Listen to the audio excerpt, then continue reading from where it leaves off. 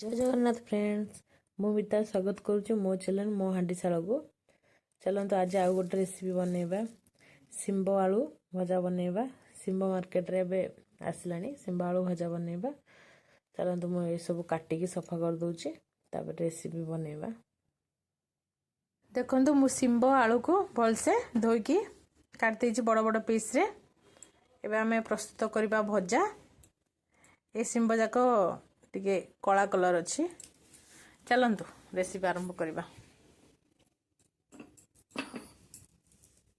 देखो मु कड़ई बसैली कड़ई गरम हो गलानी एबे इथरे तेल पके दबा तेल 2 रु 3 चम्मच पकेबा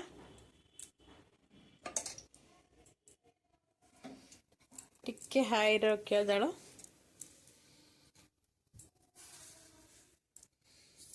अल्प टिके सोरस पकेले अल्प टिके जीरा टिके पकेले या फुटिया को छाड़ दबा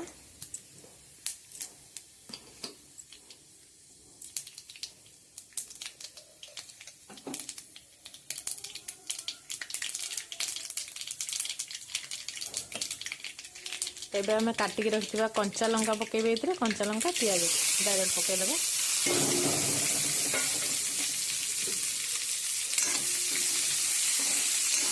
घंटे छाड़ा दिए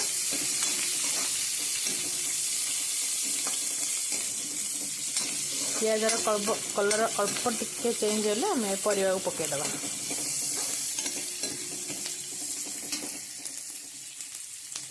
देखो पियाजर कलर टिके चेंज होलानी एबे काटी रखिदा शिंब आलू को पकईदबा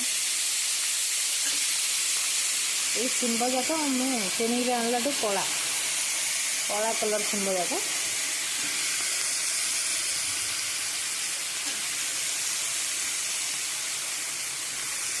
पूरा फ्रेश अच्छे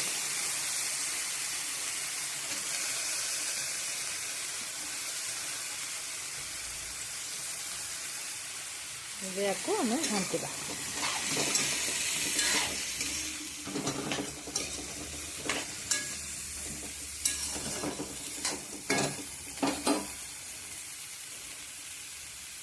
ये स्वाद अनुसार लुण पकईदे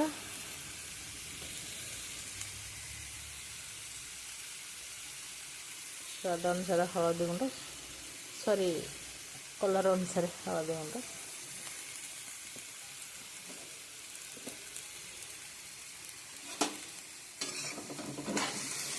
भलसे घांटी दबा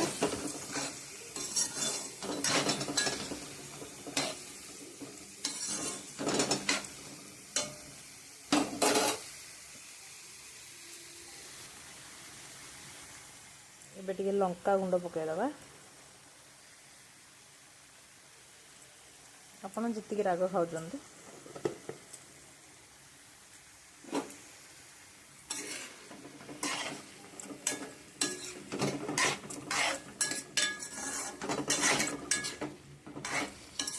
तेबे आमे कवर करी छाड़दबा सिजिया पे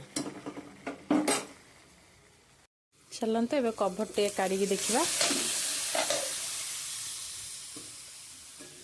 देखो सिझी आसलानी हमर भजा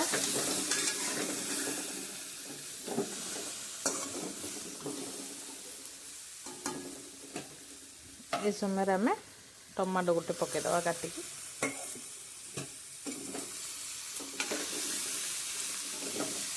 याको भी भलसे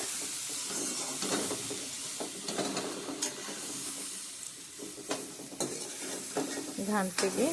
घोड़े दबा